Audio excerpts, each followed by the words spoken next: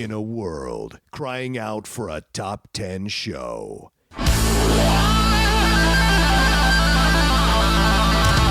John Roca and Matt Nost are here to bring you the top 10. Take it away, boys.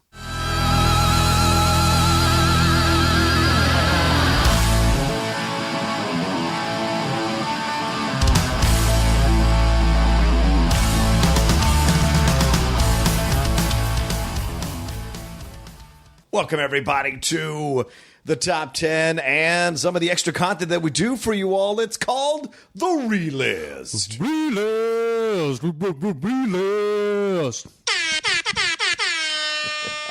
I don't think we ever checked levels, really, did we? Oh, yeah. Well, we had the conversation. I was That's checking true. before we started recording. So, so this is fun. Nice little relist action happening here today. This one, thanks to Christopher Alexakos for compiling this for us. Yes, handling all the back end for us. And welcome to the Top 10s Relist. Right. Hosted by two gentlemen. My name is Matt Nost. I'm John Roca. And the way it works is one fan picks a topic, the other two send in their lists, and then we just go through their lists. We combine them at the end just like we do on a regular show, but it's theirs. We don't add or subtract any of their movies, so we just make a list of theirs. It's the relist. Yeah, and we're doing this from my office, so unfortunately I do not have the bongos in hand, so we will use the table.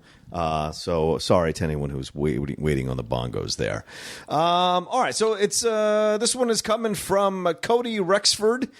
He is overseas, so shout out to Cody Rexford over there. Hope you're staying safe, taking care of yourself, and thank you so much for your service, man.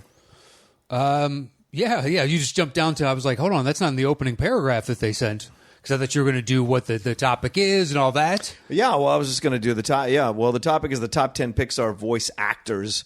And Chris was there. He suggested that we give him a shout out. So I gave him a shout out there. Feel free if you want to read his. Oh, yeah, we will. His letter. His letter to us. Yeah, feel free. It's very nice. It just was lost, confused. I was like, what? Oh, he's overseas. And then I started looking through the first paragraph and I was like, it says nothing of overseas, and then skimmed through the rest after that. So the top 10 Pixar voice actors. And so thank you to Mr. Cody Rexford for sending in a great topic that we've never done. Yeah, true. Ourselves. And then we had two gentlemen send in, Steven Anderson and Keith Bellow, or Bellow. Bellow, yeah. I'll go with Bellow. It's not a double L, though, so it's Below. Is it Below? That seems weird. Keith Below? I've never heard of Tom Over, so Keith Below seems weird. Just saying. Yeah, but it's weird until you hear it. You know what I mean? I guess. Every name is strange. Have you ever heard anybody with the last name Below? No, but I've heard of much crazier things. Think about it. Sure, of course, much crazier things, but this is a common word, Below. So it seems weird. That So Latino community is the only one that has Jesus as a first name. No other. And you just go, oh, okay, that's a common thing for that. Maybe Below is whatever pocket of the world that he's from. Actually. Sure. I don't know. I don't know either. I don't know. He's overseas right now. I'm going to say, no, that's I'm sorry, that's Cody. Yeah. Keith is somewhere different. We don't know where he's from. Yeah, we don't. I don't think so. Anyway, Cody sent a letter and he said, hey, dear John and Matt, thank you for your hours of entertainment that you provide. I am currently deployed overseas with the Army and consider myself super lucky I still have the ability to listen to you two. Thank you for everything you do. And no, you make a difference in this person's daily life at least. Thank you so much. My topic is. But we shouldn't go through all the. I wasn't going to. Okay, I'm sorry. And he said, thank you so much for everything you guys do. P.S. It's pronounced as if saying Cody just with a T. So Cody. Okay. And I generally go by Rex if that makes it easier. Okay, so Cody Rexford. Okay. I think that's right. Is that right? Did I read that right? You did read that right. Okay. Just the Cody on top of that, and they call me Rex. So where in the South are you from? That's the only thing. Oh, Cody. Here he is, a.k.a. Rex. What's going on, man? Cody. Well, once again, thank you so much for your service, brother, man. I was in the Army myself, so even more so. Thank you so much. All right. Yeah. Do you want to say? Jump right in. I'm just going to... Doesn't matter. Yeah. Do you want Steven or would you like Mr. Below? You know what? Since you defended the Below, I'll let you have Below. Sure. I'll take Steven. I'm happy with that. Go for it. Who started? Did I start this time? Okay. The first competitor, Steven Anderson, he said, special shout out to John Ratzenberg for being in every Pixar film. Okay, his number 10 is Phyllis Smith as Sadness in Inside Out.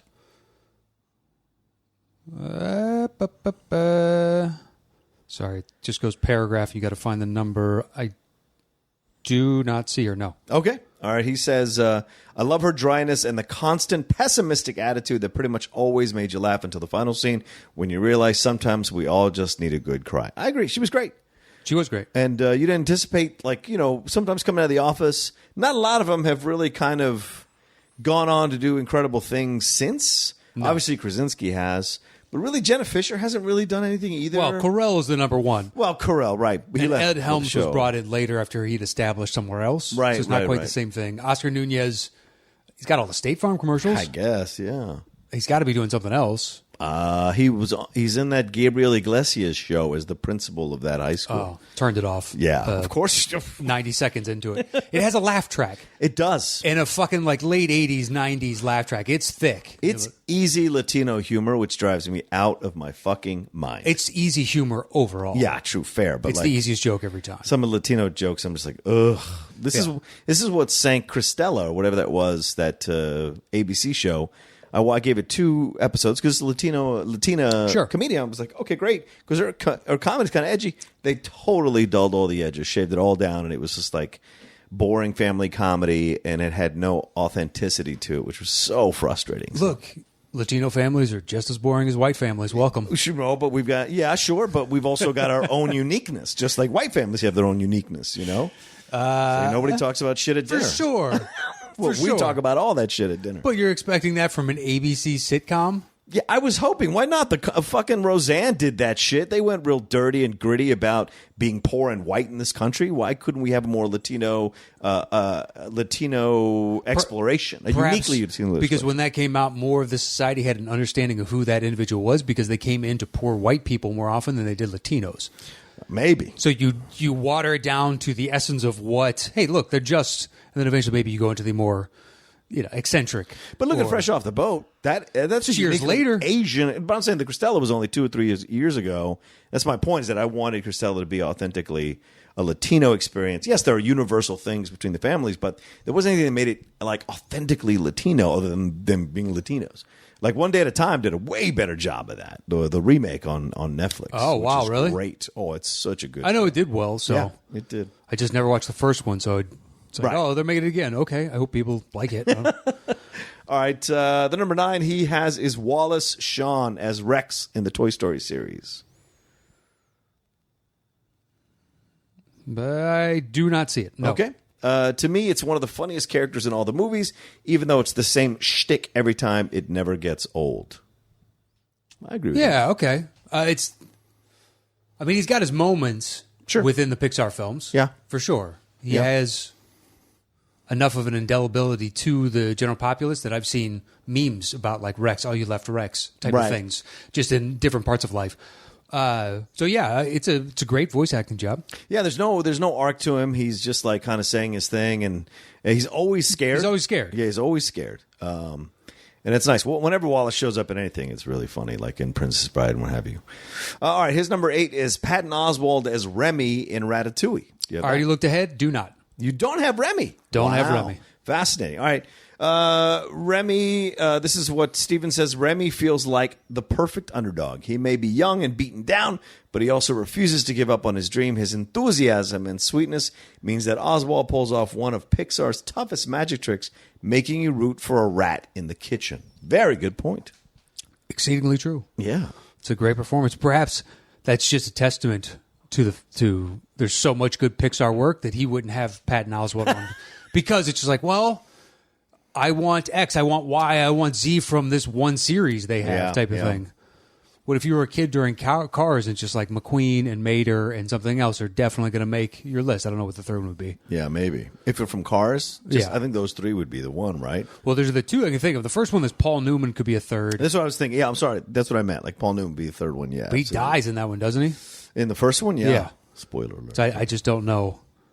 I'm amazed I remember that. I have not seen it in a long, long time. I know I will never see it again. That ship has sailed. I tried a little bit of number 2, and it was just not for me. Yeah, no. 3's okay. Luigi. Really? You came back? Oh, yeah. 3's okay. It's not great. It's better than 2. That's damn sure. Luigi's another one. I always have a soft spot for Tony Shalhoub, so he'd be somebody that maybe the kids would like if they were to name anybody. Maybe. What kid is getting excited about Tony Shalhoub? I don't know. I don't even know the name. But the character that would be exciting. Luigi's funny. Yeah, potentially, yeah. Yeah. I thought you were saying that Shalhoub, they should be, putting his face out in the front of this because kids who doesn't love Shalhoub? He's like, technically that's true. But Yeah, no right. kid knows who the fuck Tony Shalhoub is. Right. I'd be surprised if a kid knows who Paul Newman is. Yeah. So, yeah, it'd be one. I'd be surprised if they knew who Owen Wilson is or Larry the Cable Guy. Yeah, Larry the Cable Guy I could believe maybe because of his style of humor, but like... For kids they're not kids anymore. You know what I mean? What do He you doesn't get near the airplay that he used to. Oh, good point. Good So you have to have like parents that are fans or something like that. It's totally possible. It could be Coty. Coty's a big fan. Oh, Rex. That's right. Go T. Get her done, man. Get her done, Rex. Hard consonant sounds are what I like. Get her done. Go T. You know, if Coty's too long for you, just call me Rex. It's only 3 letters there. It's like Ellis's high school best friend showing up. He's also got a cut-off T-shirt and shorts on. It's like, what are you wearing, man? Oh, I heard you killed it the other night, man. Oh, it was a good crowd. Good crowd. Yeah.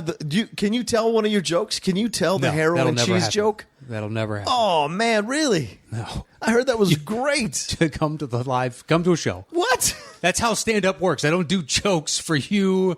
I'm not asking you to do it for me. I'm asking you what the joke was. On some level, though, you are asking for yourself. Yeah. They can come I to a think live after show. 3 fucking years, I could get one joke. But all right, have it your way. No, dude, there's nothing worse than somebody fucking dropping their jokes in everyday conversation. Oh. That is the worst. It is the absolute worst. If anybody does that to me, I instantly go, I do not like you. I don't. Oh, you mean if they drop their bits? Like do their if they're running routine? bits on me, Oh, yeah. there's only one, maybe 2 friends I let get away with it because I know it's not what it is 99.9% of the rest of the time, and I'm utterly fine with it. Gotcha. Because they don't mind, critique. Not Right. critique, but constructive criticism. Hey, you ever think about cutting this here and then make a call back there? Like, Right. you already have the structure of it. I'm just helping you find a detour that gets you there a little quicker. I'm not trying to tell you how to write the fucking joke.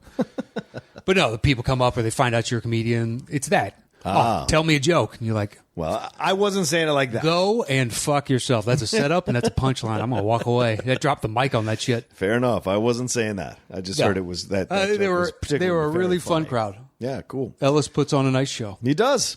All right, let's move on from that. What's your number 10?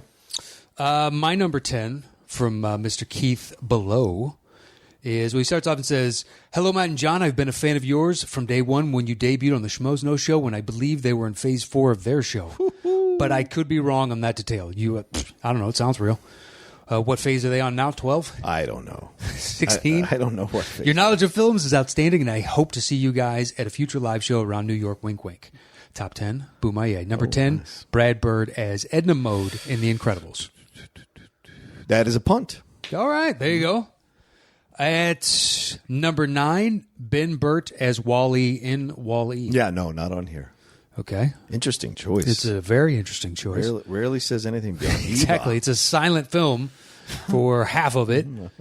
While not a favorite movie for some people, Ben Burt's performance should not be ignored. He brings this level of heart to a robotic character that you don't see done very well on screen.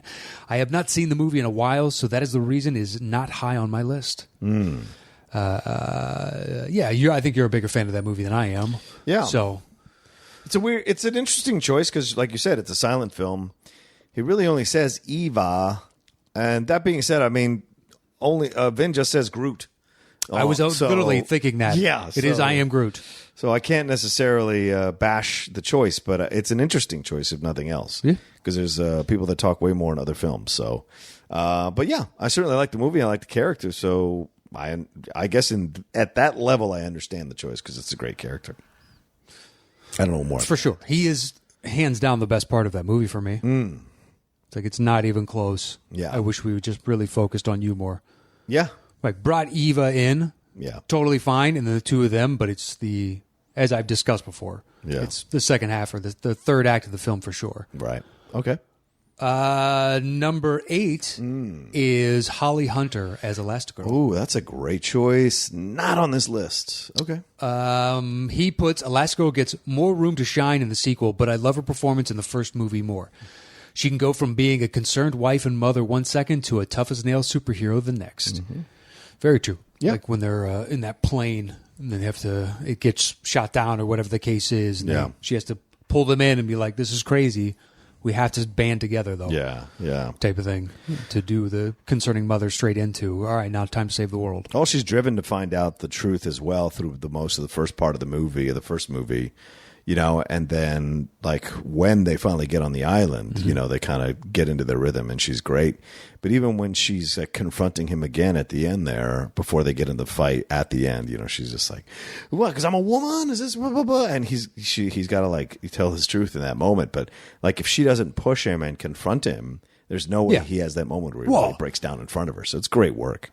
That's how you know all the good emotional beats working it so well. When he says, I can't lose you again, it resonates so directly. And now everybody is a multifaceted character at that point. It's like it's beyond the chauvinism. Right. I will be destroyed. I would rather die than having to go through that again. Yeah. So Yeah. Good stuff by her. Good choice. Yeah. What do you got at 7? Number 7 is Ed Asner in Up as Carl Fredricksen. Not on my list. Okay. After getting your heart torn to pieces in the first part of the film, you understand how cynical Carl has become, but throughout the film, you hear him sound younger and happier and more alive. Well, it's very true. And that's tough to do in Ed Asner. I don't know. I think he was in his either 70s or 80s when he recorded the audio for this movie. So certainly that's an incredible thing to catch, that he becomes more younger and happier and more alive as the film goes along, which means Ed Asner obviously was doing character work from the beginning to end. So it's really good with voiceover. Came in with an idea. And,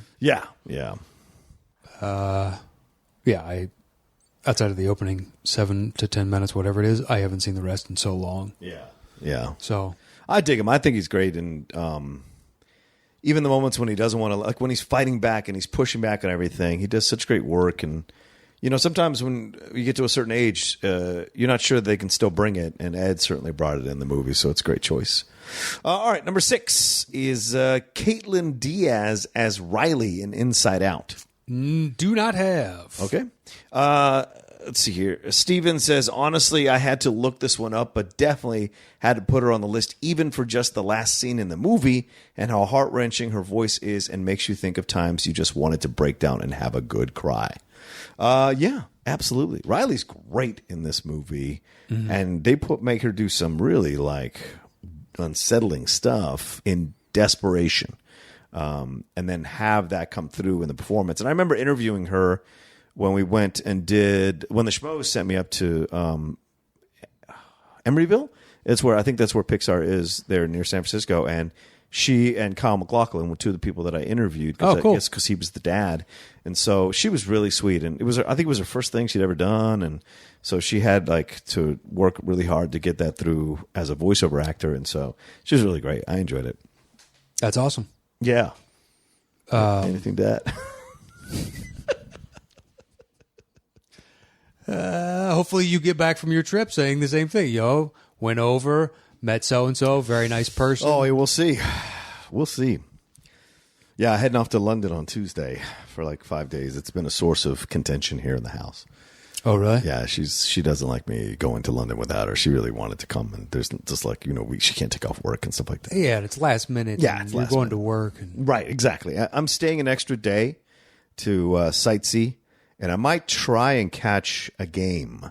Depending on who's playing where, I might try and catch a game. Nice. Liverpool plays Chelsea at Chelsea, but on Sunday. And I'm leaving before the game even starts. Oh, so you're trying to catch a Saturday? Yeah, I might catch a Saturday one that's around London, and we'll see what's available. Just to be in a stadium again to watch a game would be nice, so we'll see. Yeah, I can't blame you. Yeah. You should find out like her top 2 or 3 favorite places to eat and make sure you eat at all of them. Tell them how amazing each was. Too bad you couldn't come because you're that dim sum. I went back to Chinatown to that place we found. Oh my God. The best. Just do like a FaceTime. Having a great time thinking of you. Oh, that'd be brilliant. Or she loves one place, you take that video, and you've gone 4 straight days. So by the 4th one, they know you. Hey, Mr. John. You got your booth. I'm all set up. Yeah. Back for dinner there, Gaston. All right.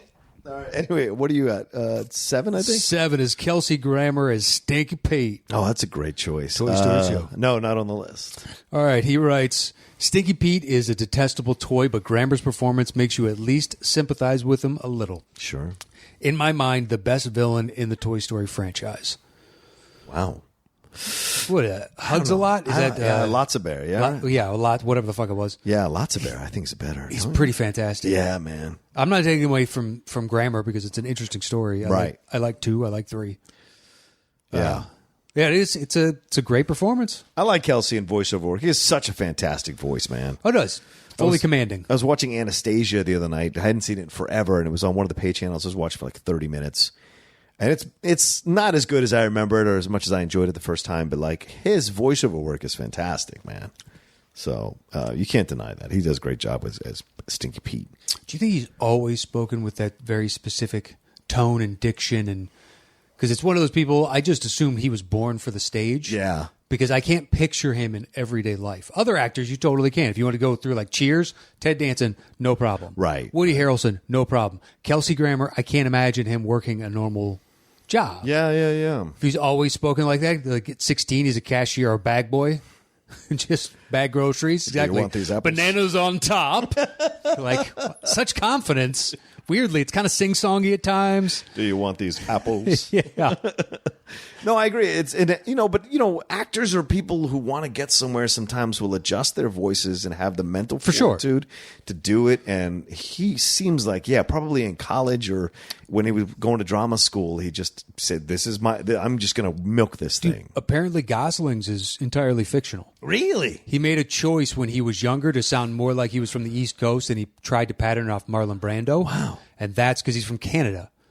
Right. So he got rid of all that, and he has this weird, like, Brooklyn-y type of accent. Yeah. Almost like there's an undertow of it. Interesting. And it cut out all the Canadian. I'm like, I wonder if that gave you a career. Right. Because possibly, because you look at Remember the Titans, and he's like a total country yokel with the high pitched voice and everything like that. And then the difference between him and his later movies is like stark in terms of the voice. Yeah. I think about that documentary I just watched, that Theranos documentary on HBO about that woman who created that. The voice. Yeah, Blood sample. her copying Steve Jobs' voice. That's weird. That's super creepy. I remember I read a New Yorker article about her years ago. Yeah. And she seemed strange on the page, and then hadn't thought about her in so long because it was like the early wave of all the bullshit about her came out. And right. They did a full-on, like, delve deep, and it was fascinating to read. And then you see it 3 years later or something, finally? Right. Even more strange than what... The page was already like, this is wackadoo, and then, which changes her voice. And you're like, oh, my God. Yeah. How did people go, she's got the ticket? Yeah.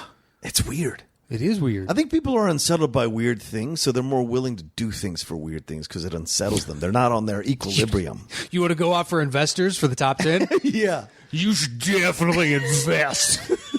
How you doing? I like you to invest. This is my associate. Hey, have you ever thought about giving your money to a movie podcast? Maybe they just give her money to get away. That's what it is. It's just so creepy. They just throw money at get out of here. Check. Please just stop talking. Yes. She managed to get into the country club. I'm trying to raise $250 million. Is Ed Schultz here? I'm supposed to speak to Ed Schultz. Yeah. We should get Cody to go with us. This is Cody. Rex, give money to the top 10. This is my friend Cody.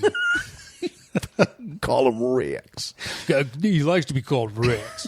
All right. Did you already do 6? 6 is Jason Lee. That'd be perfect. Oh, this is the weirdest show we've done in a while. True. It's a late Sunday afternoon, man. We were probably exhausted from the weekend. Yeah, I am. Jason Lee syndrome. Not on the list. Not on the list. In The Incredibles. To be the best character in a movie filled with great characters takes great performance, and Jason Lee is perfect as Syndrome. He's cocky yet confident. He knows he is the smartest guy in the room, will tell you he's the smartest guy in the room, and then try to kill you for getting him monologuing about being the smartest guy in the room. Truth. Very true. But does he steal the movie? I don't think he steals the movie. Okay. I think he's just good in the movie.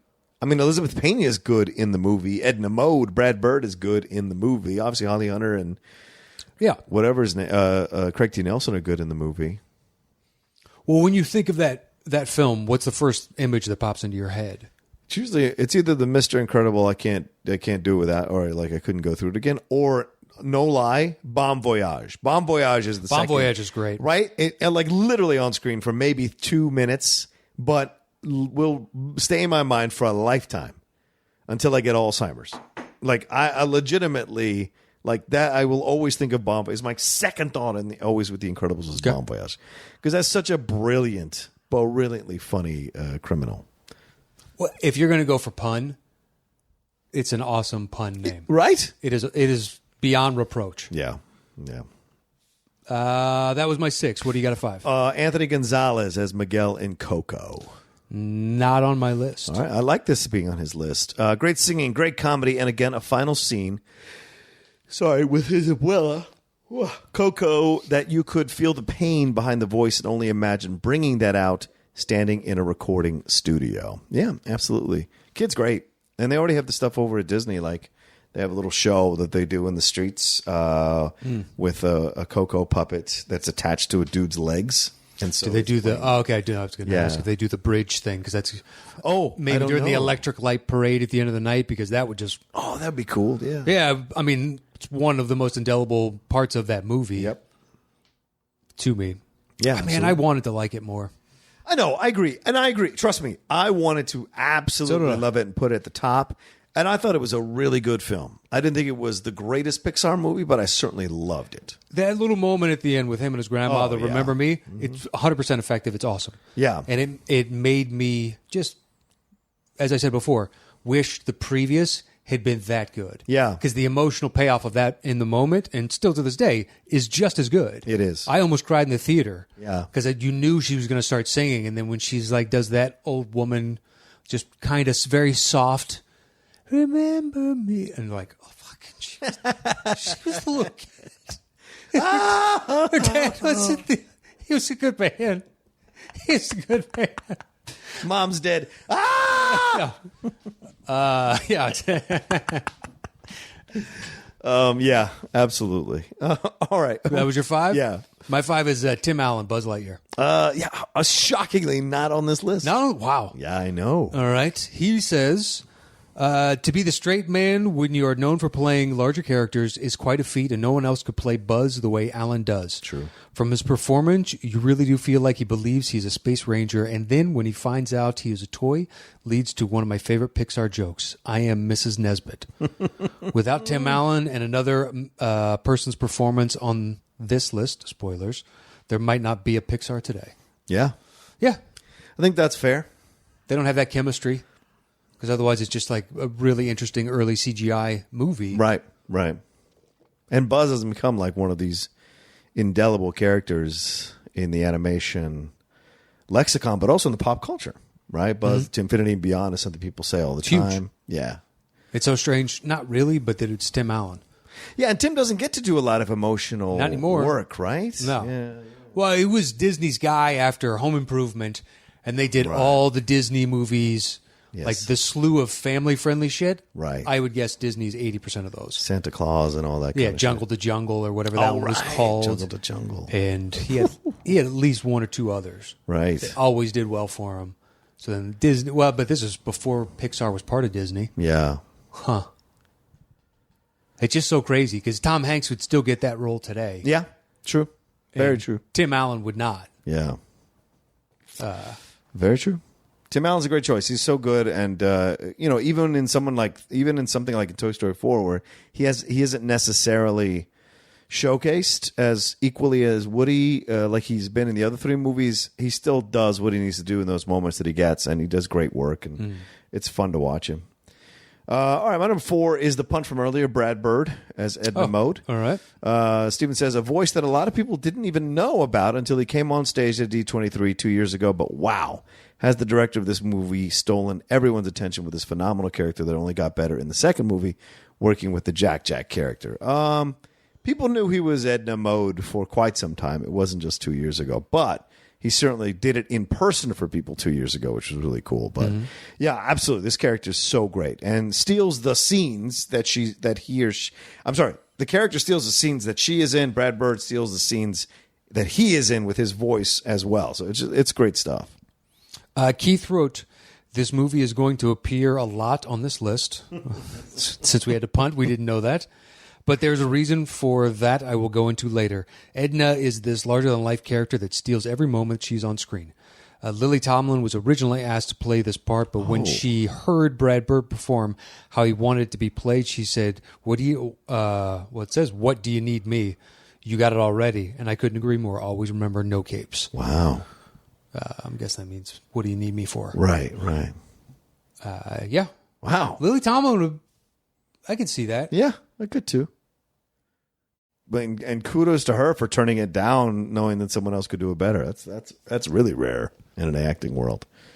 Not so much in the voiceover world, though, I discovered, but certainly in the acting world. Like in the voiceover world, when Yuri and I used to do that old podcast, like all these voiceover actors and directors all said, and producers, they all said, like, people will come up and go, you know what, I'm not, when they offer you the role, they will offer the role to these people. Like, you know what, I'm not good for this, but you know who is? This other person. And they willingly turn down work to give other people that they think are better voices. It makes sense, though. Of course, logically, but like I'm surprised. If it's acting the scene, you can give me the notes and whatnot. I might be able to change up what I'm doing to present myself to you. Whereas voice, you got to bring something to life, and it has to be specific too. Yeah. And it could also be like, in my head, this is how I hear it, and that dude does the best of that. Right. Yeah. It's great. Makes sense. It's nice. Yeah. All right, what are we up to? My number 3? My number 4. Oh, your number 4. Go ahead. Is Richard Kind, Bing Bong. Oh, fuck her. It's not on this list. Not on the list? Fuck her. He put the imaginary friend we all wished we had. Richard Kind brought his usually playfulness that he has brought in works before, a la Paul Lasseter in Spin City, but sprinkles in some great moments of sadness. It helps the children who are watching to realize that even these strictly comedic characters can be sad sometimes. His death scene is right behind the beginning minutes of Up as the saddest thing Pixar has done. Yeah. Yeah, it is. Take her to the moon for me? I can't talk about it too much. It's like such an emotional scene, but he is great in it. And he's so funny, and it's the perfect voice it is. To do it. I asked him about it same thing on the same trip. I asked him about it, and he said he totally based it on like the old Catskills comedians and things of that nature to kind of bring that out, because you can tell it, like, you know, it plays that way. So yeah. Well, we can move on. What's your number 3? All right, Billy Crystal as Mike Wazowski. Not on my list. Okay. In the Monsters, Inc. series, very distinct and hilarious while still being able to perfectly hit the dramatic moments the Pixar films are known for. There you go. And that was your number 3? Yeah. Oh, you know what? I screwed up. I'm sorry. Oh. Gael Garcia Bernal as Hector in Coco. Should we have talked about? Why? I don't know. The Coco is the kid. Anthony Gonzalez is the one I couldn't remember the. Yeah, sorry. Yeah. Couldn't remember. And I was like, no shit, worries. was that the? Because I didn't read it from before. No. So it's Hector. That's the dad. It's wow. Yeah, the dad that is the poor guy. Yeah. Right. Yeah. That helps him in the. Where is that precisely? Yeah, in the just in like the purgatory place. But it's got a different feel than purgatory because I don't know, because people are still happy. So long as you're in remembrance with some individual, so it's a little bit of both. Yeah. I forget what they call it. It's a good Schmoedown question. I can't. Yeah, it should be something. It's so simple, and then as soon as we hear it, be like, oh yeah, that thing. I knew. You know, I'd heard it before. But anyway, he puts as Hector and Coco. While I thought the film was just okay, Bernal's standout performance. Might be a standout performance and might be one of my favorite voice actor performances ever.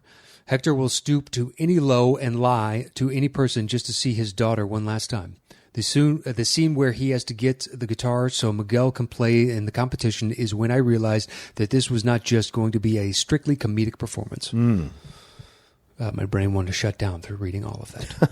I don't know why. Suddenly it just said, I'm not going to work for him. Do I just not remember it? So it was the daughter he was trying to get remembered by?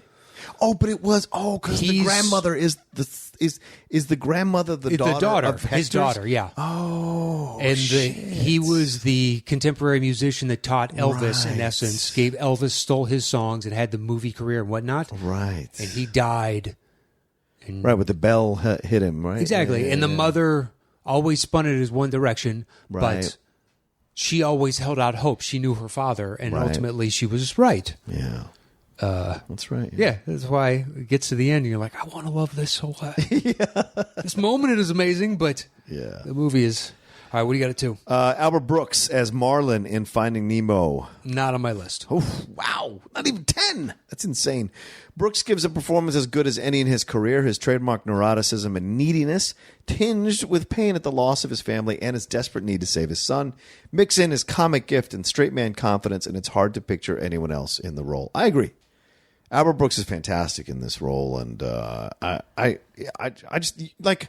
It's great when he finds his son doesn't steal any of the scenes. No. It's so about his relationship with Dory, who's Ellen DeGeneres, obviously, but like everything he goes through is so believable, and the transition and the experiences. You see him slowly changing as the film goes along, and then it really comes to bear when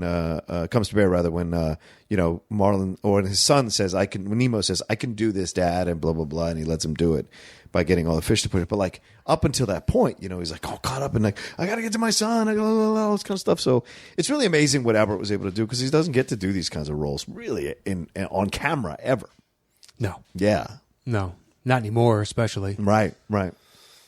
Although he's good every time. It's like Paul Reiser gets a ton of work. Sure. And all these small parts. But he's always excellent at it. Yeah. Just a good comedic mind getting used on this. Which, I'm surprised he didn't make this list either. Yeah. What do you got at number 2? 2 is Craig T. Nelson. Oh, This nice. Mr. Incredible. Well, this basically just took all the voices from The Incredibles. In essence, he chose the first movie and he picked, 4? Yeah. So if his answer is, I've only seen 2 or 3 Pixar films, then we've got I'm waiting for a coda at the end that says that. I've seen 3 total. But, I mean, they're all great performances. Yeah, true. Tip of the cap to Pixar. But this is what he writes. November 6th, 2004. It is the day after The Incredibles hit theaters and 2 10th graders walk into a local theater and watch the movie as their first date. Almost 16 years later, we are now married, and this film will always hold a special place in our hearts. Wow. Yeah, okay, so that's why it makes 4 of them, sure. So much better. Besides the sentimental attachment, Craig T. Nelson's performance is outstanding. You can really feel the midlife crisis is going through. He used to be this almost Olympic god-type figure who is not stuck in a dead-end job, repeating the same motions over and over again. When a chance to don the Mr. Incredible persona once more, of course, he jumps in without looking. But it is the few moments of sadness and vulnerability that makes his performance shine. When he tells Helen that he has to fight the robot alone because he can't lose them again is gut-wrenching. Yeah. 100%. Yep. We mentioned that moment already. Yeah, thoroughly agree. And what a great reason to have that so many voices from The Incredibles on your list. So total respect. I don't know how you don't have a number 1 with... Yeah, good point. Your number 1's going to read, kind of flaccid next to the amazingness of that last paragraph. This is the first date we went on 16 years later. We're married. Life's good. Yeah. I'm enjoying myself. Seems like it'd be a number 1. Well, congratulations to you guys. But yeah, a great choice. I always enjoy him, and you're right. I mean, that's the thing. His transition from the frustration, and the thing is, it's so believable because if you get to a certain age, and trust me, some of you are young, you're in your 20s, maybe early 30s, you won't know until you get to your 40s or 50s. Like the transition from going from, oh my God, I could conquer the world and like everything's great and you're so strong, blah, blah, blah, to when you're in your 40s and you're like, you can't do it as quick as you used to. You're not as strong as you were. Things are a little slower for you. Like it is a serious transition in your life. It's a very tough thing to transition to. And that comes through in his performance all throughout because he's like, I was a hero. In essence, it's symbolic. I could crush the world. I could save the world. I fought villains. And here I am pushing paper at a fucking dead end job. It's insurance. You know what I'm saying? And some people have that experience where they're in their 20s. They have great jobs in their 20s, or 30s, but something happens, they get laid off, or think they get downsized or whatever, or they lose the job for whatever reason. They end up working this shit job in their 40s and 50s, and like, fuck, I had so much before, and you just got to do it because you got to live. So there's such a reality in his performance that I enjoy. Hey, life's nothing if it ain't a punch in the balls every once and again. Just for damn sure. So, that's ups and downs. Damn show. All right. I'm assuming your number one is my number one. Tom Hanks? Yes. Oh, good. As Woody. What did he say? He says, Tom Hanks is Woody in the Toy Story series. It just doesn't get any better and couldn't have been played by any other person outside of maybe Jimmy Stewart in his prime. Ooh, nice reference. Nice but selfish, but also selfless, and a deeply complex character all wrapped up into one perfect voice acting job. What do you got? And he said, do I really need to write anything for this? This might be the best voice acting performance in any animated movie. Tom Hanks is perfect casting. He is this overly cocky leader who is scared by his loss of status as favorite toy. Woody's line delivery of, "So play nice," terrifies me to this day. Nice. Okay. Yeah, just like you said, what can you say? Right. There's a reason we all like Tom Hanks. He is the Robert Downey Jr. of Pixar. Without him knocking it out of the park with Toy Story as Woody, being already a well-known name, he is the foundation for Pixar. Without Toy Story and him doing that voice of Woody, there's no way Pixar is as big as it is now. And I think the same with the MCU. If Robert Downey Jr. and Jon Favreau don't knock it out of the park with Iron Man, there's no way the MCU is where it is now. Exceedingly true. I wonder which is the more difficult to do. Pixar forging your own path because then nothing really like you exists. Right. Or Marvel having to cut through the clutter of all the bullshit that came before you outside of like 2 to 3 movies that everybody agrees are good. Right. And everyone assumes, and then you turn it into a billion-dollar industry. It's a good point. It's kind of interesting. I would say the Marvel, because you have to now beat decades of preconceived notions. We've experienced a bunch of shit. Right. I don't believe you. And to take a character like that. And people going like, oh, what are you going to do with this material? Don't fuck up this material. Yeah. Blah, blah, blah. How are you going to make this bad? Yeah. Right. Waiting for you to fail. Yeah. Whereas the Pixar is kind of underdog, literally they could. It succeeded by and large. Every time they went up to bat, they hit a home run for the first, I don't know how many films. Yeah, I think it was 8 or 9 before Cars 2 showed up. Okay. And then it really kind of... I don't really count that. You don't count that as a negative? As part of the metric by which we judge Pixar? Oh, no, but I'm saying like they were on a run until Cars 2. Cars 2 was when it was like, oh, they can actually make a mistake. Yeah, but I don't even look at that as a mistake. Ooh. That was clearly, we are, just doing gangbusters with kids, and we can hook them into the series, and we have all this merch. So this doesn't really matter how good or bad it is type of thing. We just need more Cars material. And then planes and... Oh, planes. That's not Pixar, though. That's Disney. Doesn't matter. It's a Disney-owned at this point, all of it. Absolutely. So they're just going to replicate. So those I don't count against. Right. Just like, wow. That was such a lazy cash grab, and I understood it for what it is. So I'm not going to judge you on artistic merit for this one. That's fair. Like Good Dinosaur I still haven't seen. That's Pixar, isn't it? So terrible. It's all I've heard. Oof, just why do I need to see it then? Yeah. Like to be completist? I'd rather watch other movies. Holy shit, dude. Sorry. Rick Ocasek just died. Wow. From the Cars? Really? Yeah. 75 years old. He was found dead in his New York home. Oof. Anyway, all right. 75. Yeah, I know. Lived a rock star life for 40 years. True. 50 married years. to that awesome model, I think Paulina Paraskova, I think he was married to. Yeah, I think you're right. She was in that video for them. Drive. I think she was in Drive. Yeah. Wow, that's a shame. Because Eddie Money just passed a few days ago as well. Yes, he did. From cancer. Another not surprising.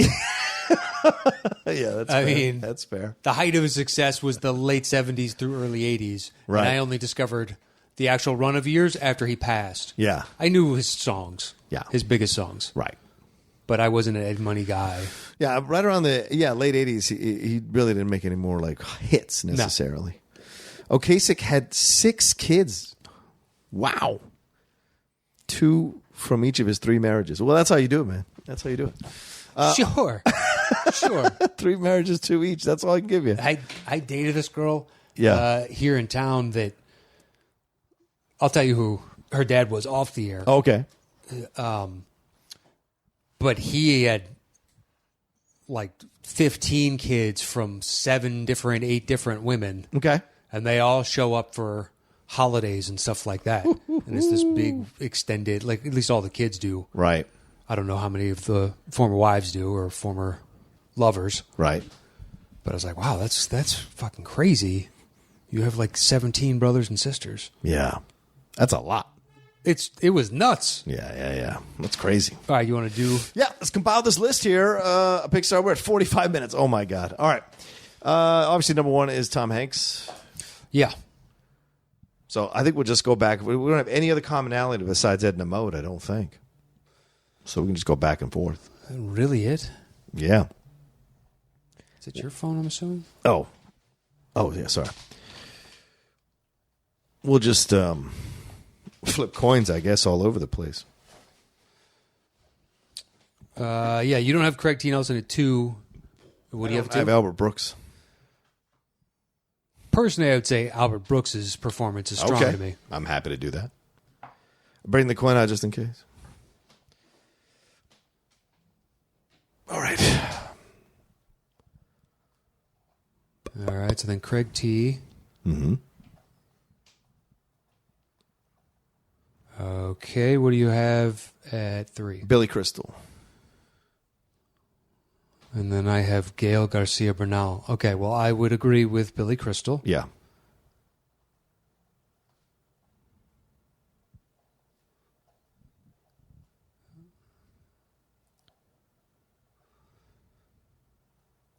And then Gail Garcia Bernal. Yeah.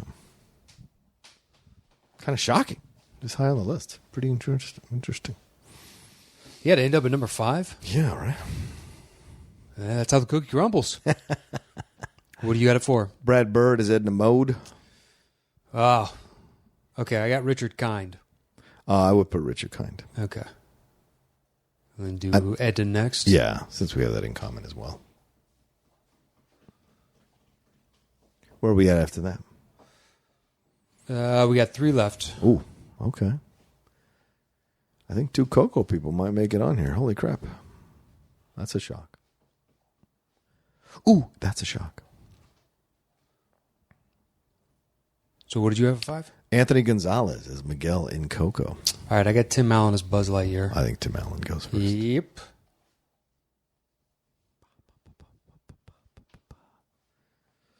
There's going to be some choices here. My number 6 is Caitlin Diaz from Inside Out. What is your 6? We got 2. All right, so what was the actor's name? Anthony Gonzalez. That was the other. Yeah. So we got 1 left? We got 1 left. Yeah.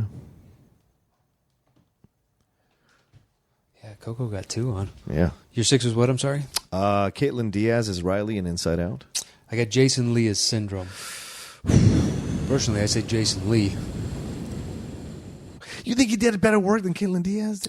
I think so, because Amy Poehler. It's really Amy Poehler. It is. It's Amy Poehler's That's movie. Fair. Yeah. Jason Her Lee's and the Phyllis. Yeah, Phyllis. I'm surprised no one put Amy Poehler on that. Amy or Poehler's Richard incredible. Kind, yeah. Yeah. All right. That's fine. Jason Lee it is. All right, let's do this thing.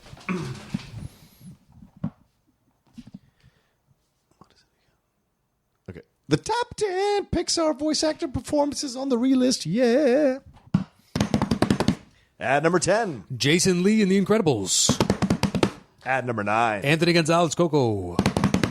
At number 8. Tim Allen, Toy Story. At number 7. Brad Bird in The Incredibles. At number 6. Richard Kind in Inside Out. At number 5. Gail Garcia Bernal in Coco. At number 4. Billy Crystal in Monsters, Inc. At number 3. Craig T. Nelson, The Incredibles. At number 2. Albert Brooks, Finding Nemo. And our number 1 Pixar voice actor performance on the relist is Tom Hanks in Toy Story. how about reach for the about that? reach for the sky.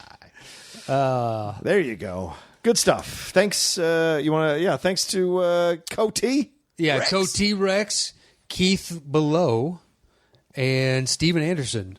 And Chris Alexakos for helping us put all this stuff together. Thank you, Chris. And Joe Ibarra, Mike Shea, and Kristen Smith, and Matthew Hasso, all the people that help us with the behind-the-scenes stuff to bring the show to you guys every week. Our immense and eternal thanks to the 5 of them.